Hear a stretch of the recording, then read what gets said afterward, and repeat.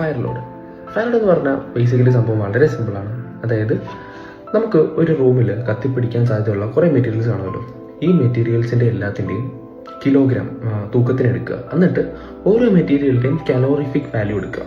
Okay, അതിനെ ആ ഒരു റൂമിൻ്റെ ഏരിയ കൊണ്ട് ഡിവൈഡ് ചെയ്താൽ മതി.